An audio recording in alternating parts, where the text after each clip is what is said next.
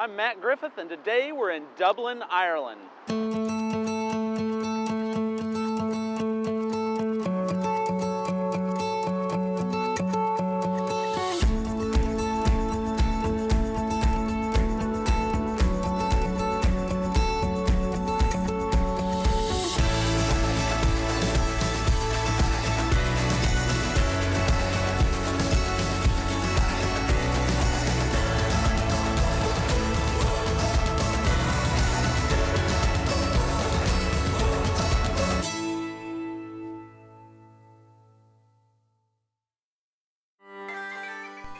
If you ask 10 people to tell you the first thing they think about when hearing the name Ireland, you'll likely be told clovers and the color green.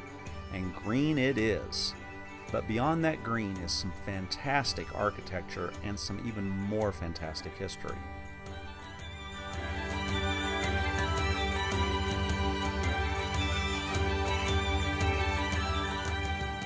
Behind me is the Samuel Beckett Bridge, which as you can see is shaped like a harp, which is the national Irish symbol.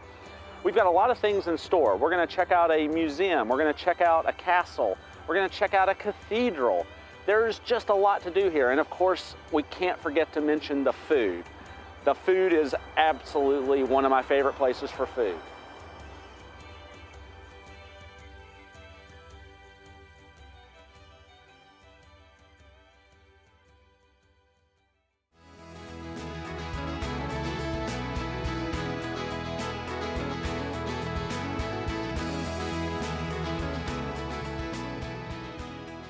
This is St. Patrick's Park in front of the famous St. Patrick's Cathedral in Dublin, Ireland. And as you can see, the park is just bustling with people having fun and it being energetic. St. Patrick's Cathedral was founded in 1191 and is the national cathedral of the Church of Ireland. With its 43-meter spire, St. Patrick's is the tallest and largest church in Ireland.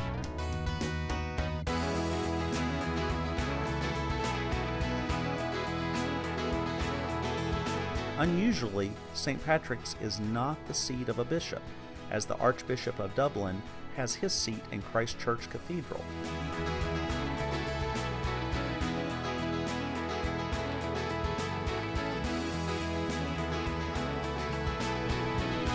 Old world churches and cathedrals are always on my list because I'm always amazed at the craftsmanship of a building that was built centuries ago, and the stained glass windows are an art form of their own.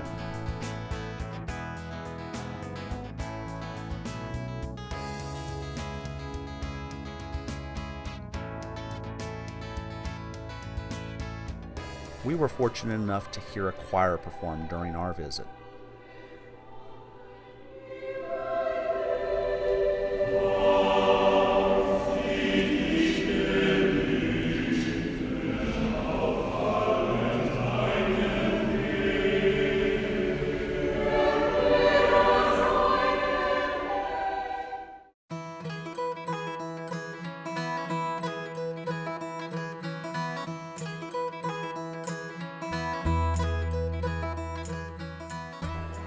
The Old Library and the Book of Kells are a must-see if you come to Dublin. They contain 9th century copies of the Gospels.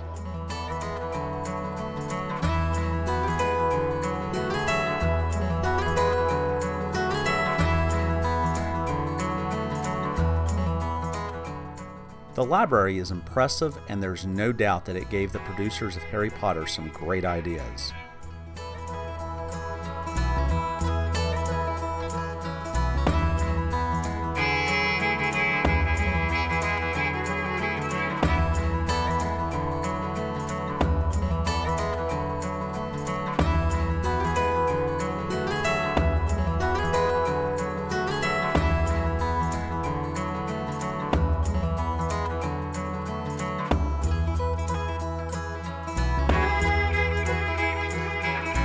Trinity College has a beautiful campus, as you can see here.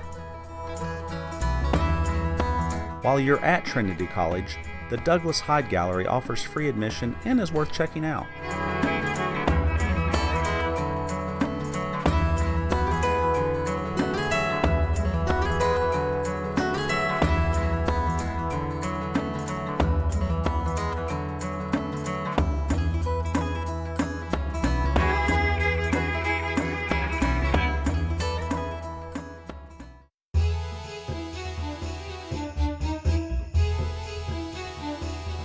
In the city center of Dublin is Dublin Castle.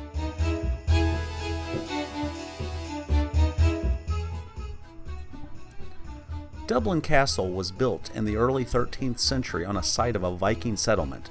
How cool is that? It served for centuries as the headquarters of English and later British administration in Ireland.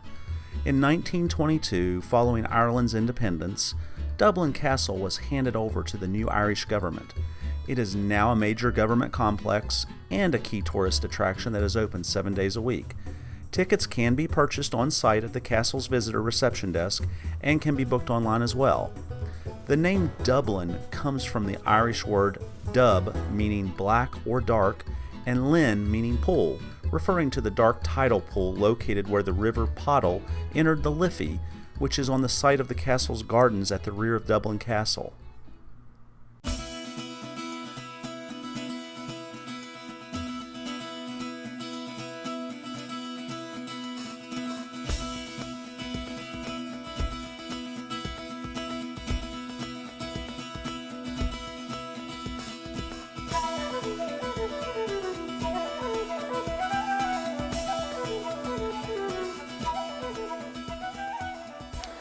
Some people like to visit Dublin and maybe see the Guinness Storehouse.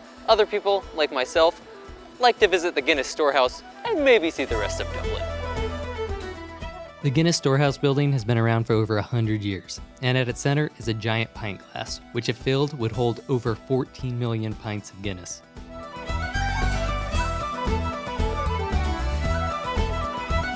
That's raw Guinness. And while 100 years might seem like a long time, Guinness's symbiotic relationship with Dublin is even older.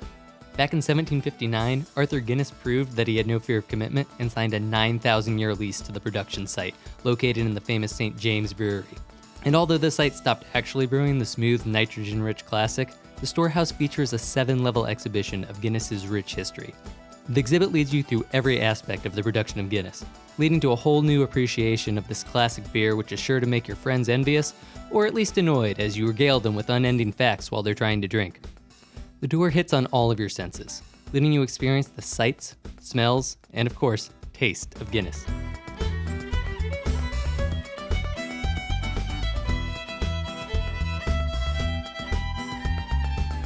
You even get a look at the various advertising creations they've had over the years. Some seem straight out of a fairy tale, and others could work equally well in nightmares.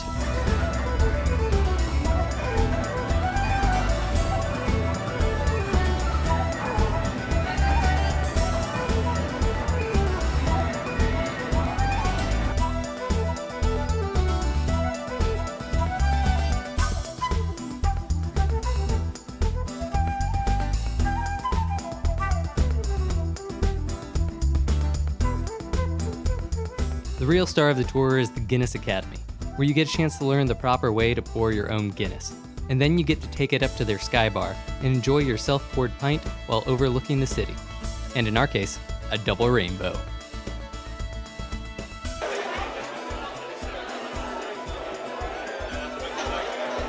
It really does taste different here.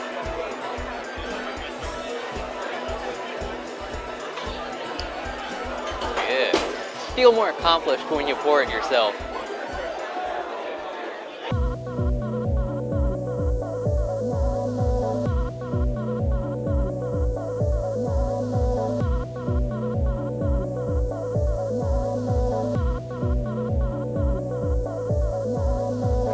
In the heart of central Dublin is the Temple Bar area, where you can find pubs and lots of nightlife, and it's very popular with the tourists.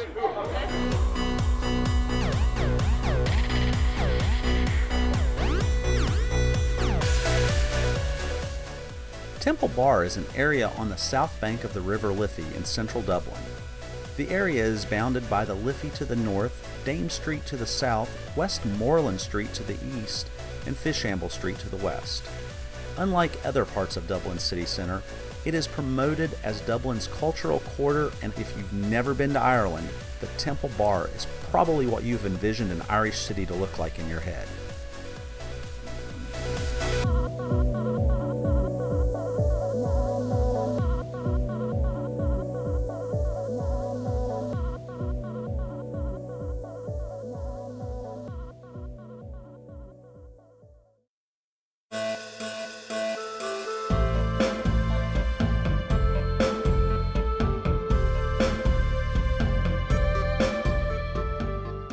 couple days after prom, and these penguins will not return their tuxes.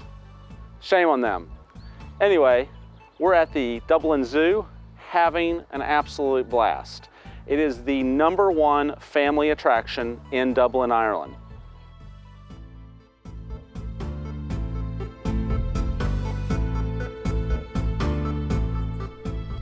Dublin Zoo is in Phoenix Park and one of Dublin's most popular attractions. In fact, in 2015, Dublin Zoo was the 3rd most popular visitor attraction in all of Ireland, with more than 1.1 million visitors. The zoo opened in 1831. How cool is that? But its stated mission was to work in partnership with zoos worldwide to make a significant contribution to the conservation of the endangered species on Earth. Covering 69 acres of Phoenix Park, it is divided into areas with names such as Asian forests, orangutan forests, fringes of the Arctic, and several others.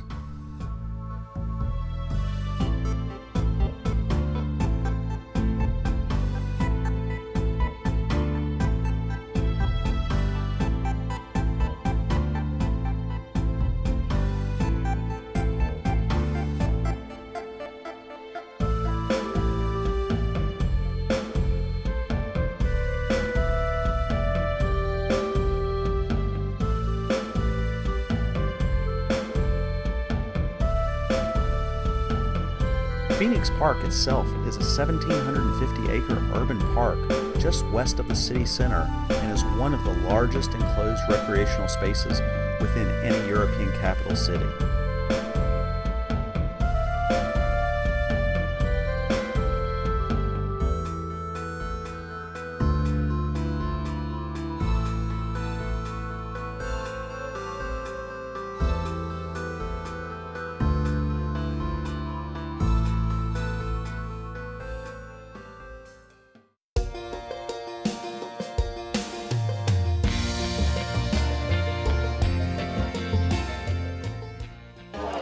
There are a few quintessential dishes to the Irish cuisine, and Guinness stew is one of them. And a trip to Dublin wouldn't be a proper trip if you didn't head down to the Temple Bar area and have a Guinness stew. Ireland is famous for Guinness pie, shepherd's pie, steak pie, bangers and mash, fish and chips, and a good old Sunday roast. While these are most likely going to have you loosening your belt, they are absolutely delicious. So I've just had my fish and chips here at Brannigan's in Dublin, Ireland, and they were priced significantly better than they were in Iceland, and they were pretty good. Actually, I would give them a thumbs up.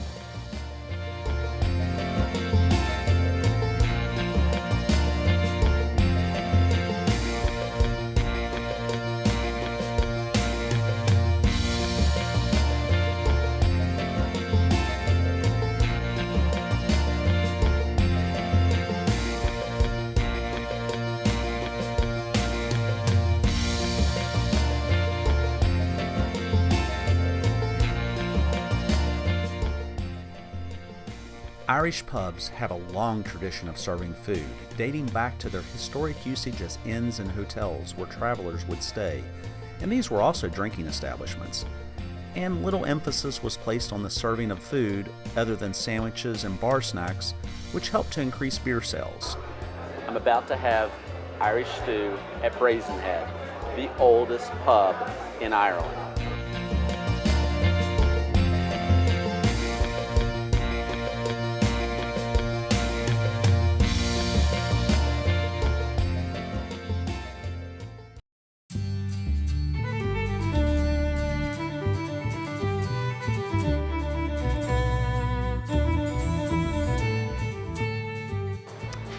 To make a drink a little Irish, you put some Jameson in it. We're about to get very Irish.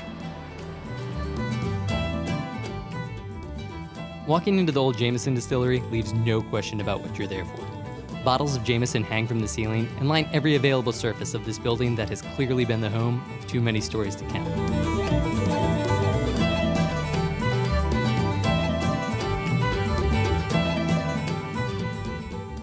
The tour, as it were, doesn't take up much surface area compared to the Guinness extravaganza. but is no less informative and entertaining.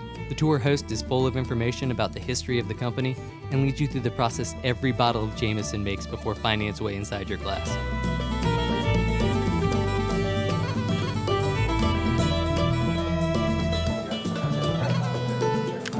It smells like alcohol.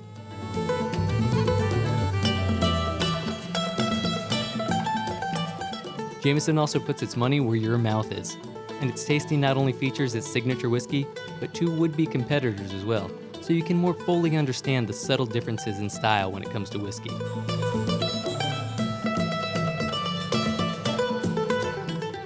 They all taste pretty good to me.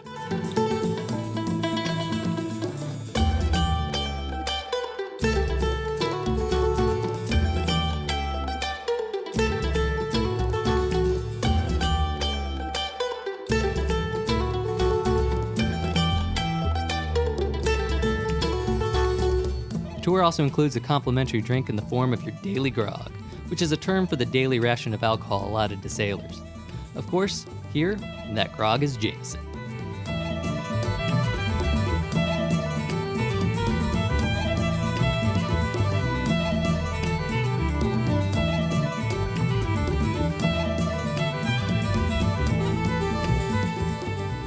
The Jameson tour is exceptional. It's really more of a multimedia experience. Plus, you get a drink at the end. And it's exceptionally smooth.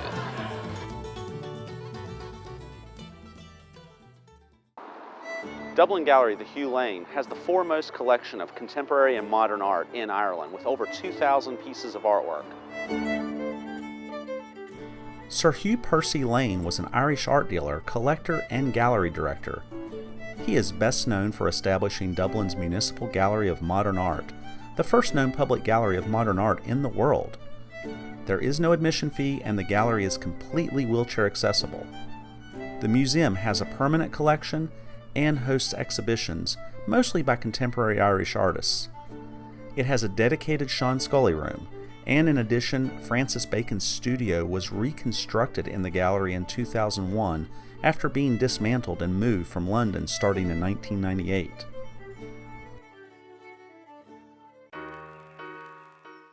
I just love the old architecture of these old churches. This is Christ Church Cathedral.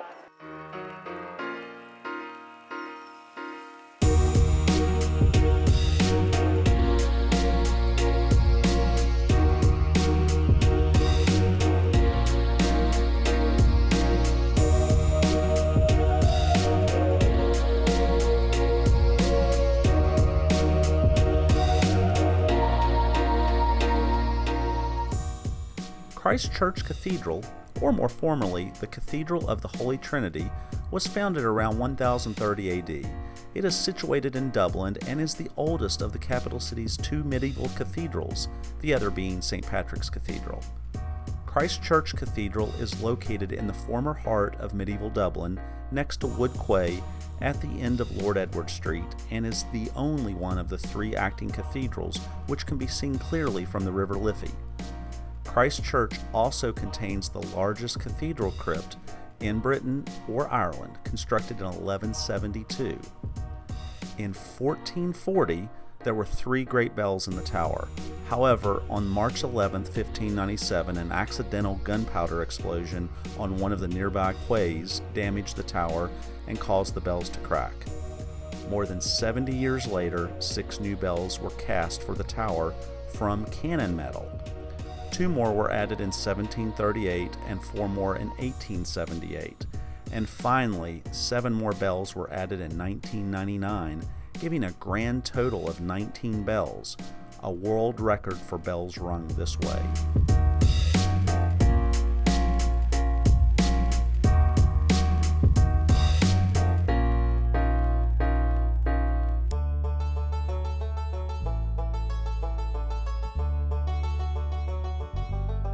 All good things must come to an end, and so must our time in Dublin. We're at the Dublin Airport Executive Lounge at the Dublin Airport, waiting for our flight to depart.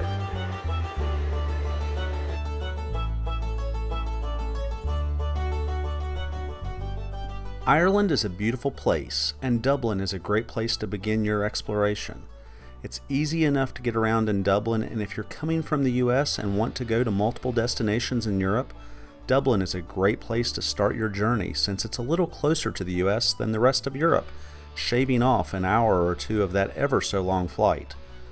Once you're in Dublin, you can explore other parts of Ireland, and Dublin is the home of the low-cost airline Ryanair, where you can get flights for around 40 to 100 euros one way to another destination in Europe. I've paid as little as 10 euros once. There's no reason to not book the trip of a lifetime now. It costs far less to see the world than you might think.